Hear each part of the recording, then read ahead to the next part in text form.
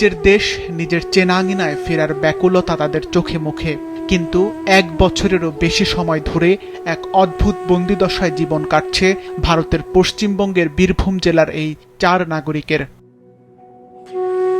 গত বছরের জুন মাসে কুড়িগ্রাম সীমান্ত দিয়ে জোরপূর্বক বাংলাদেশে পুশিন করা হয় ভারতীয় 6 নাগরিককে।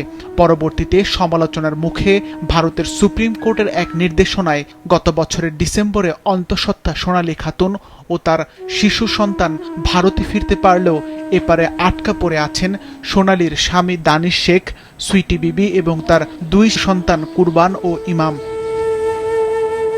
ভুক্তভোগীরা জানালেন, ভারতের সুপ্রিম কোর্টের নির্দেশনা থাকার পরেও অজ্ঞাত কারণে এখনো তারা দেশে ফিরতে পারছেন না।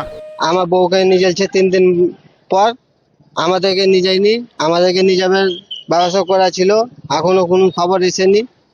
ওই জন্য আমরা ডিসিজির কাছে এলছি, ডিসিজিকে অনুরোধ করেছি যে আমাদেরকে ইন্ডিয়া পাঠাবার ব্যবস্থা করে। বিএসএফ আমাদেরকে পুশিং করেছে, আমরা বাংলাদেশে চাঁপাইনবাবগঞ্জে জেল খেটেছে। জেল খাওয়ার পরে আমাদের মেম্বার এসে আমাদেরকে করলে এখন আমাদের নিতে চেয়েছে আমাদের সরকার।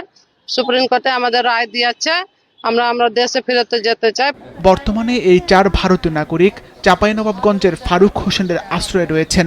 মানবিক কারণে তাদের আশ্রয় দিলেও দীর্ঘ 1 বছরেও ভারত সরকার তাদের ফিরিয়ে না নেওয়ায় চরম বিপাকে পড়েছেন তিনি। এরা আমার কাছে যে 6 মাস আছে, আমি একটা মানুষ, তাদের 4 জনকে 6 মাস কেমনে রাখি?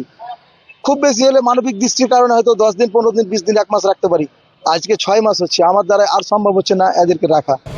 এই 4 ভারতীয় নাগরিককে সসম্মানে নিজ দেশে প্রত্যাবর্তনের জন্য বিজিবি, জেলা প্রশাসন এবং ভারতীয় হাইকমিশন একসঙ্গে কাজ করছে বলে জানালেন স্থানীয় প্রশাসন। প্রত্যাবাসনের বিষয় নিয়ে যেহেতু এটি সরকারের একটি সিদ্ধান্তের বিষয়, আমরা লোকাল অ্যাডমিনিস্ট্রেশনের পক্ষ থেকে আমরা স্বরাষ্ট্র মন্ত্রণালয়কে জানিয়েছি এই বিষয়টা নিয়ে।